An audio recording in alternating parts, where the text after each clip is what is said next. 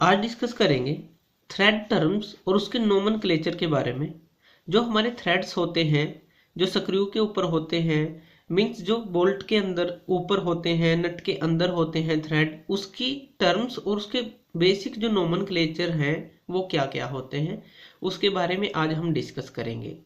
तो थ्रेड हम जानते हैं क्या होते हैं। हम इनको लेथ मशीन पे जनरली आपने देखा होगा कि काटते हैं। ये हमारे बोल्ट के ऊपर होते हैं, जैसे ये हमारा बोल्ट है तो ये बोल्ट के ऊपर होते हैं, तो इसलिए इनको एक्सटर्नल थ्रेड बोला जाता है। और नट के अंदर होते हैं, नट के अंदर होते हैं, तो इसलिए इन्हें इंटरनल थ्रेड बोला जाता है। बोल्ट के ऊपर है, किसी सिलेंड्रिकल रोड के अगर ऊपर है, हमने काटे हैं तो उनको एक्सटर्नल थ्रेड बोलेंगे।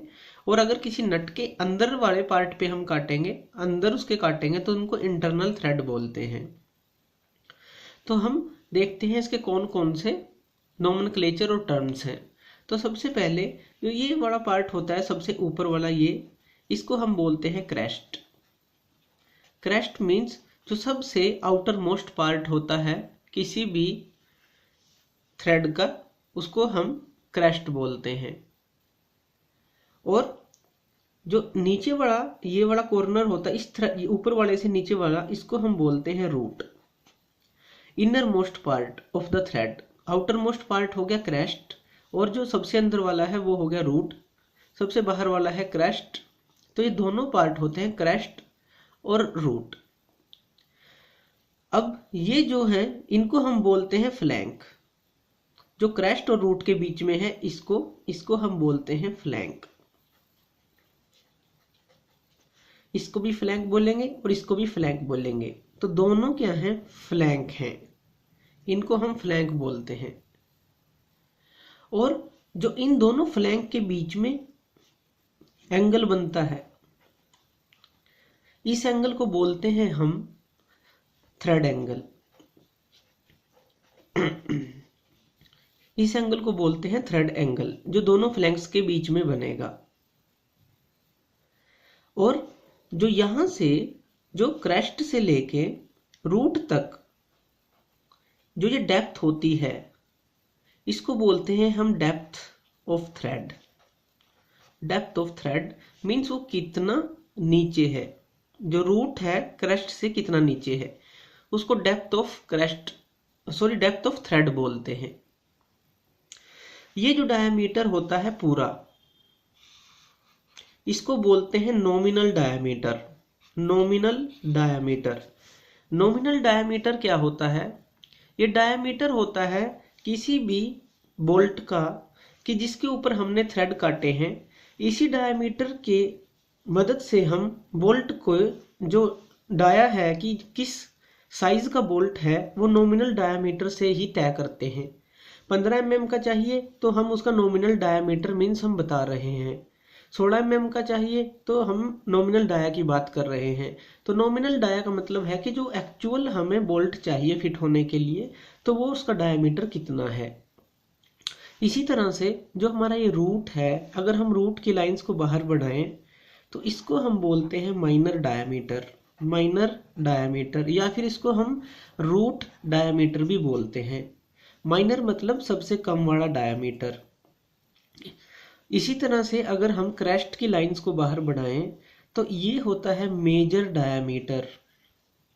मेजर डायमीटर मीन्स बड़े वाला डायमीटर, या फिर हम इसको क्रेस्ट डायमीटर भी बोल सकते हैं। जो माइनर है वो रूट डायमीटर हम उसको बोल सकते हैं, जो मेजर है जो, उसको क्रेस्ट डायमीटर हम बोल सकते हैं। और नॉमिनल डायमीटर क्या है? जो एक्चुअल हमारा साइज होता है बोल्ट का। अब माइनर डायमीटर और मेजर डायमीटर के बीच में भी एक डायमीटर होता है, जो इमेजिनरी हम उसको डायमीटर बोलते हैं। इसको बोलते हैं, जो माइनर और मेजर के बीच में होता है, इसको बोलते हैं पिच डायमीटर। पिच डायमीटर, जो पिच डायमीटर होता है वो ऐसा सिलेंड्रिकल पोर्शन है जो इन थ्रेड्स की विड्थ से गुजरता है, कि जो ये स्पेस है बीच में और जो थ्रेड की विड्थ है उसमें दोनों ही बराबर होते हैं।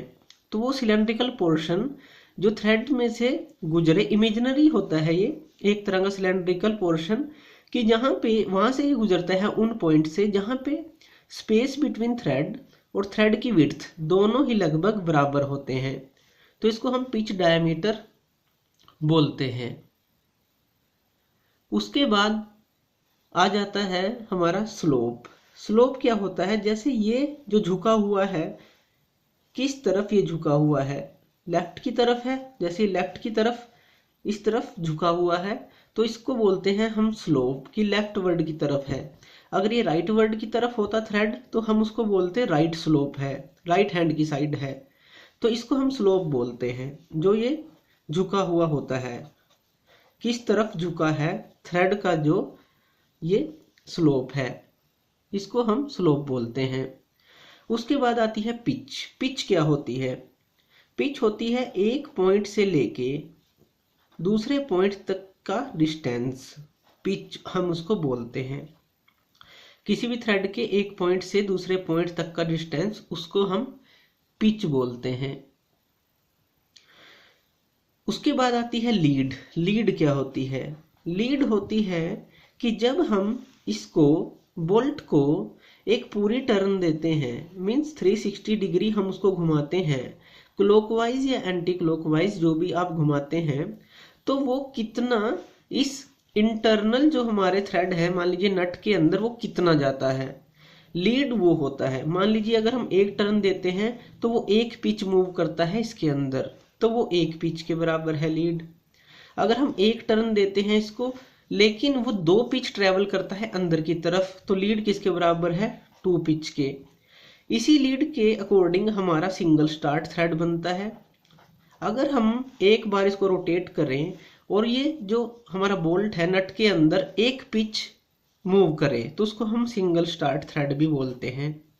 अगर हम एक टर्न दें बोल्ट को और वो 2 पिच अंदर मूव करे, मीन्स दुगना अंदर मूव करे, तो उसको हम बोलते हैं डबल स्टार्ट थ्रेड। इसी तरह से अगर हम लीड को एक बार मीन्स इसको रोटेट करें और वो 3 बार अंदर जाए, 3 गुना अंदर जाए, तो उसको बोलते हैं 3 स्टार्ट थ्रेड। उसके लीड होती है 3 पिच के इक्वल, उसको बोलते हैं ट्रिपल स्टार्ट।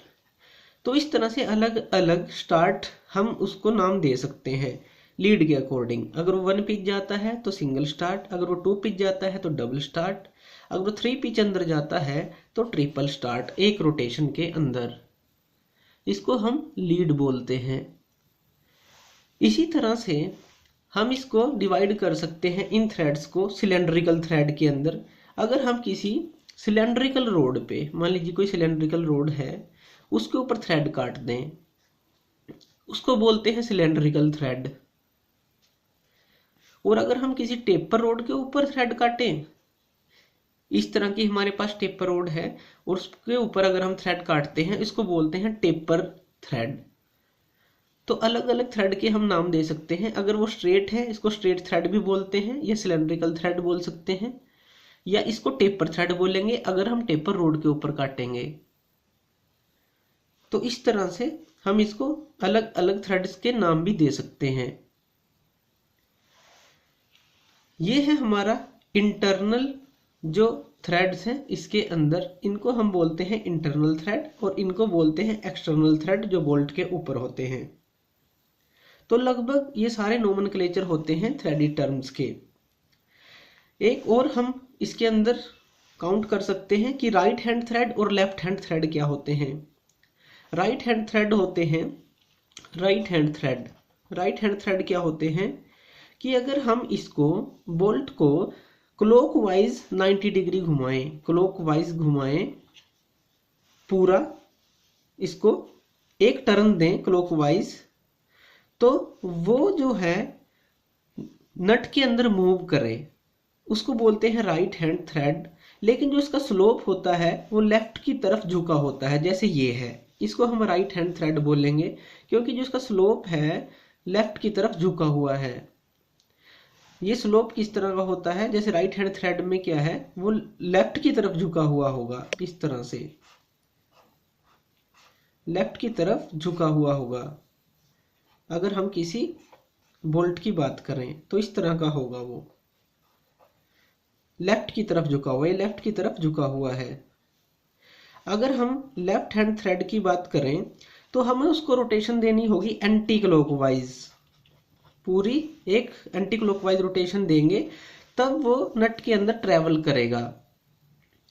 तो लेकिन जो इसका स्लोप है वो इससे बिल्कुल उल्टा होगा राइट हैंड थ्रेड से। जैसे लेफ्ट हैंड थ्रेड है तो वो राइट हैंड की तरफ झुका होगा इस तरह से, जो उसका स्लोप है वो राइट की तरफ होगा लेफ्ट हैंड का, तो उल्टा होता है स्लोप। राइट हैंड थ्रेड में लेफ्ट हैंड की तरफ होगा स्लोप, उसको हम क्लॉकवाइज रोटेशन देते हैं तब वो नट के अंदर मूव करता है। लेफ्ट हैंड थ्रेड में हम उसको एंटी क्लॉकवाइज रोटेशन देते हैं तब वो नट के अंदर मूव करता है। लेफ्ट हैंड थ्रेड के अंदर राइट हैंड की तरफ वो झुका होता है इसका सारा स्लोप। तो इस तरह से हम इनको डिफाइन कर सकते हैं, थ्रेड को और उसकी टर्म्स, उसके नोमेनक्लेचर को।